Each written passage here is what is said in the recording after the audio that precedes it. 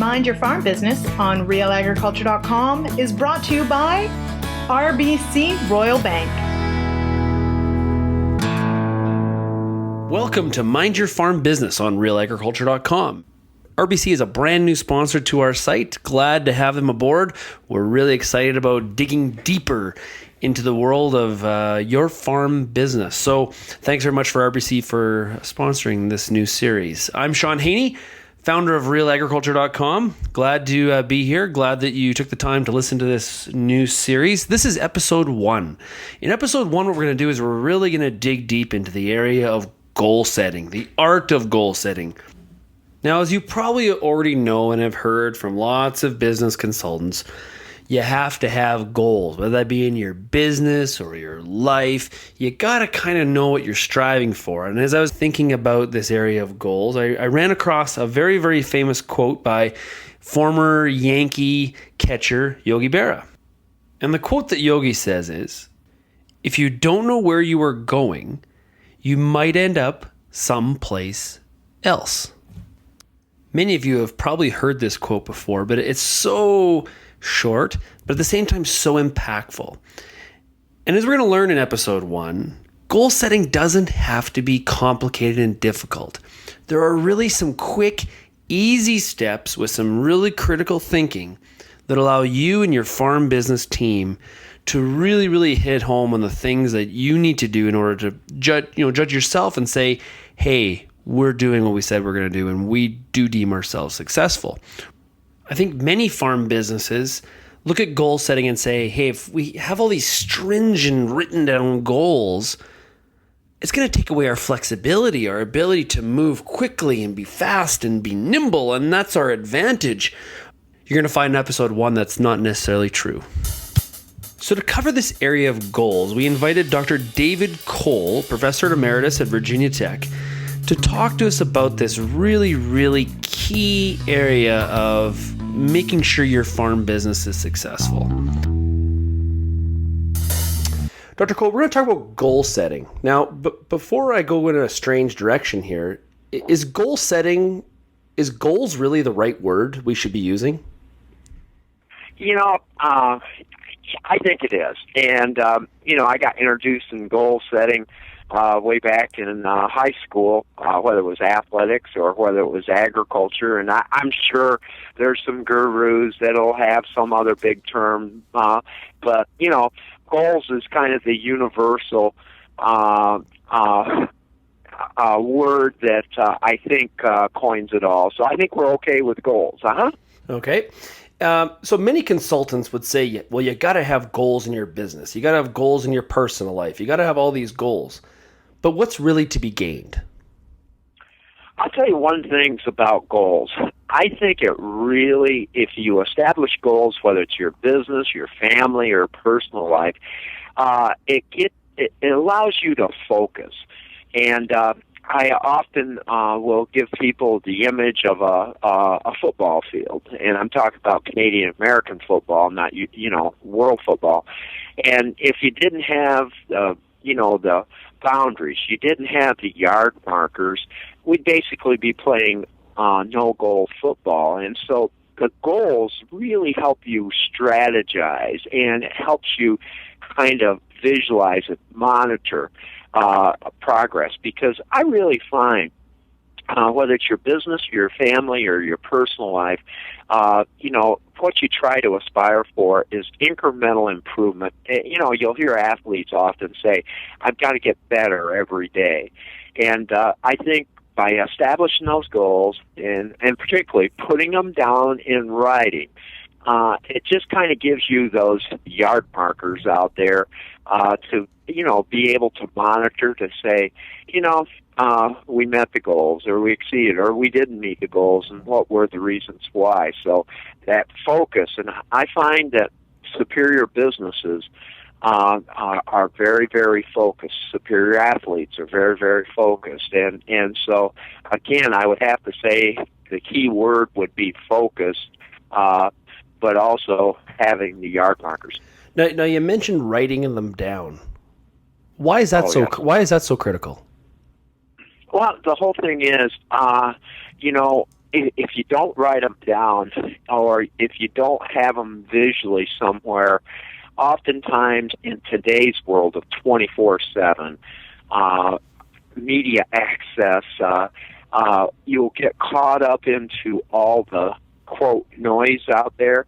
And so sometimes having these goals and having the goals in a visible spot, it will, remind you that you've got to come back, you've got to stay focused.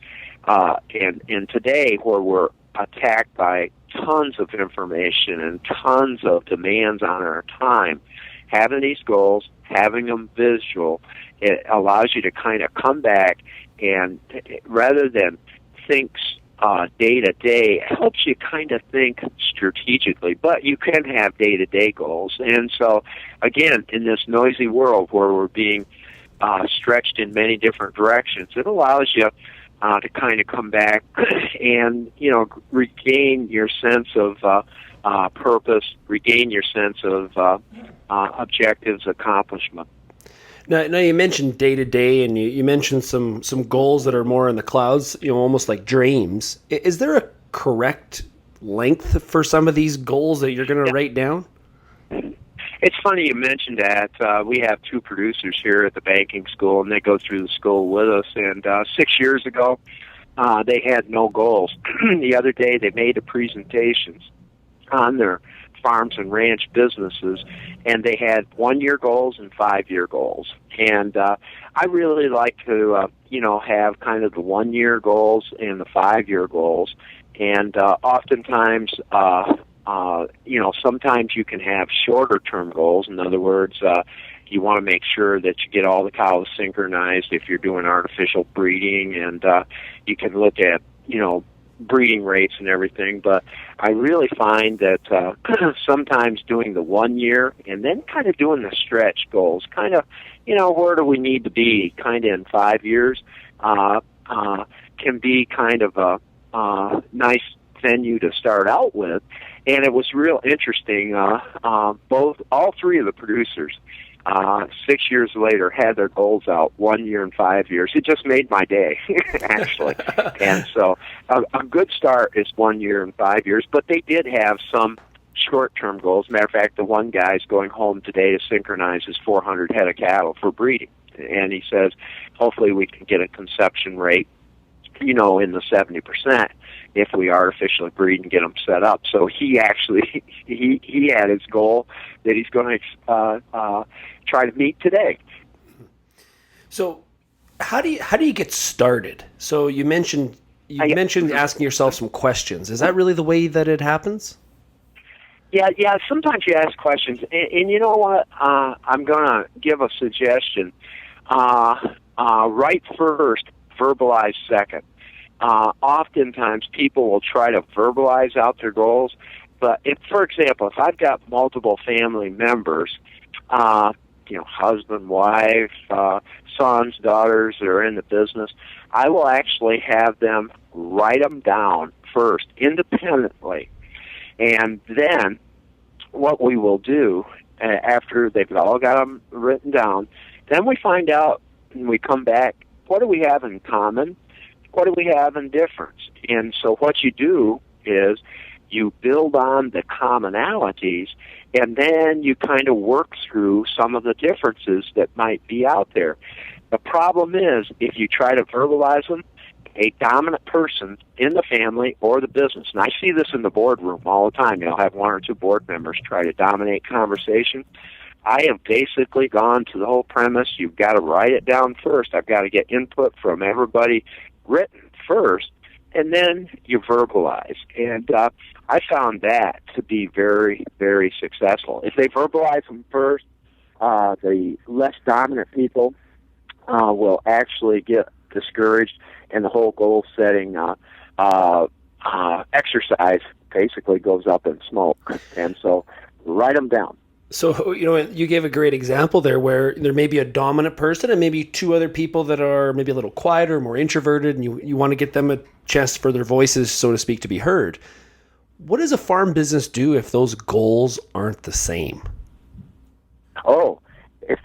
This often happens. What you do is if the goals aren't the same, one of the things that you will do is then you strategize. In other words, you basically say, what's important to the business, and so there's another little technique that we often develop that's called core values. In other words, what's the values of your business? And so oftentimes when there's differences, we will basically say, are they consistent with the core values, and are you willing to kind of negotiate, for some common ground? And so, by writing them down, you take the emotion out of it.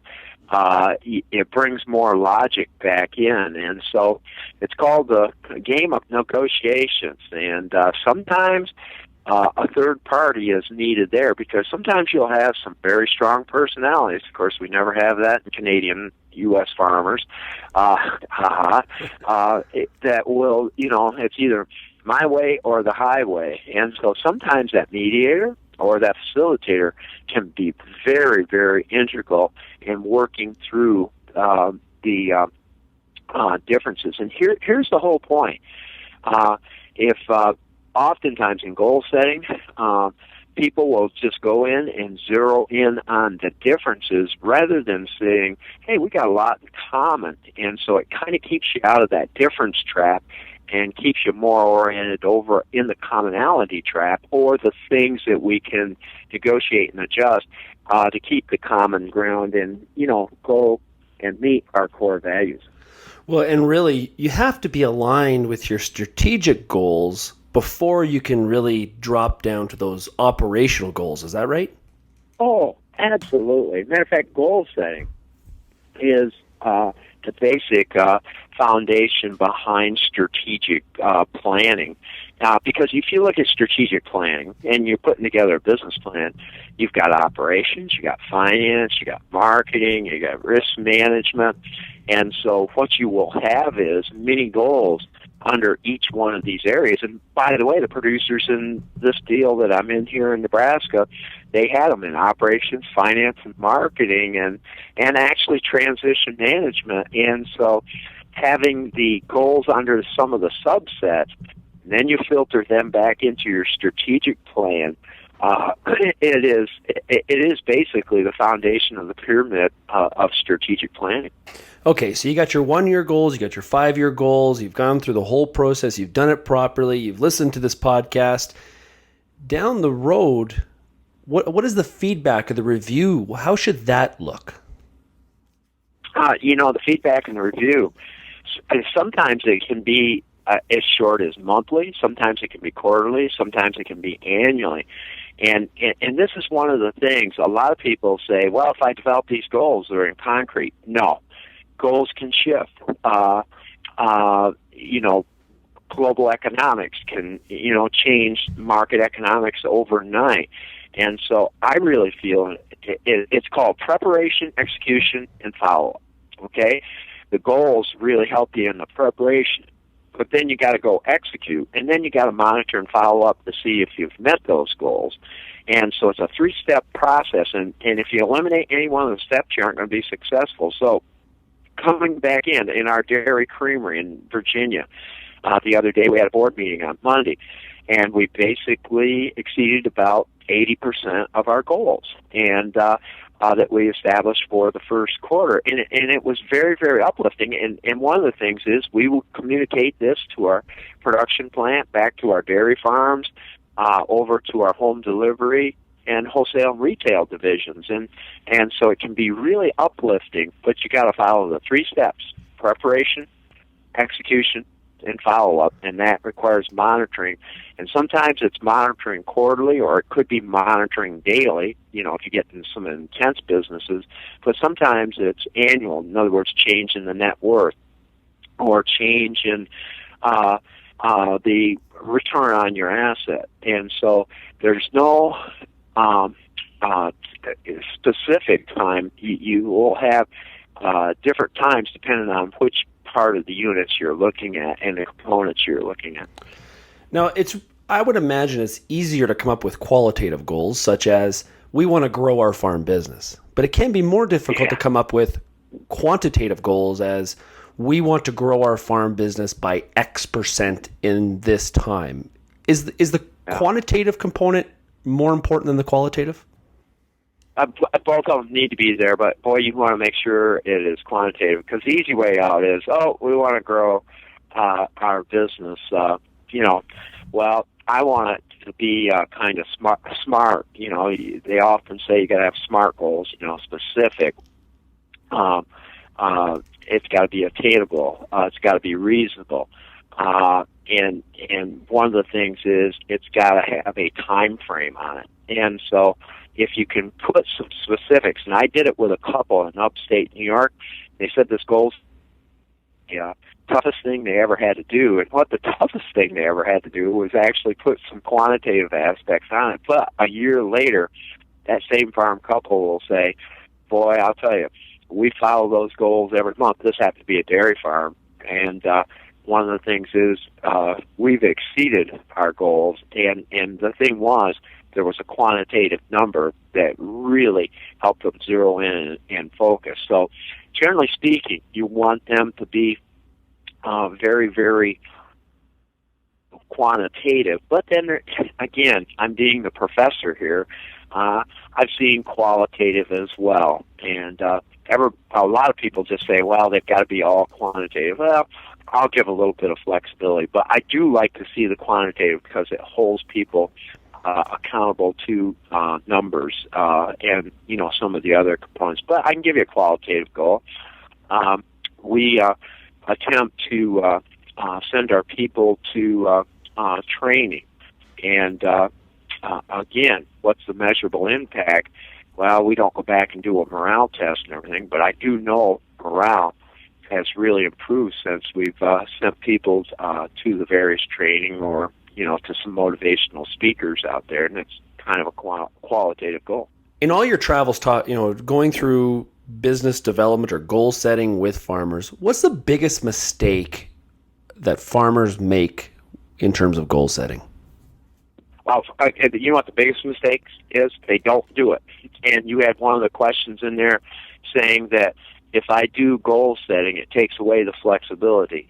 And can I just share with you one comment? If they don't do goal setting, they're often reactive. And basically what will happen is changes in the marketplace, et cetera, will actually create inflexibility. But having goal setting and thinking, one of the things is it helps you to become proactive so that you're kind of thinking forward. You're strategizing. So the biggest mistake is not doing it in the first place. And if you think about it, there's just a lot of Americans. We do the Ag Executive School down at Texas every year, and I've been involved with that almost a quarter of a century. And it's just amazing. Even with those elite agriculture producers, 25% do goals. The other 75% don't. So I would tell you, universal, Canada, United States, or around the world, it is basically the people that just don't go through the exercise. That's the biggest mistake. And I thought about that when I was working out this morning. And one of my goals is to work out 300 days a year. So I was thinking about this goal setting as we were going there this morning, and basically playing no-goal football. Dr. Kohl, I really, really appreciate you taking the time. I know you're extremely busy. I really appreciate you joining us today, and hopefully we'll get to talk to you again soon. Oh, boy, it's always a pleasure, and I want to wish everyone well, and keep your agriculture industry going up there. Well, as promised, a very, very interesting discussion with Dr. David Kohl. Lots of great informational nuggets on goal setting in that discussion that I had with him. I very much thank him for his time. What did we learn? You gotta get started. The biggest mistake that farmers make is they don't get started and they don't set some goals. And like we learned, goals can be qualitative, but they also can be quantitative, and making sure you have a good balance of both is essential. But get started, and one of the key things to do is to write them down. And even if they are written down, it doesn't mean they're written in stone. Goals can change. Our environment changes. There's variables in our businesses. But you gotta get started. You gotta write them down if you're gonna take advantage of this key business tool at all. So once again, thanks for listening. Thanks to Dr. David Kohl for talking to us. In episode 2, we're gonna look at instincts versus analytics. Your gut versus the data. Look forward to it. Talk to you then.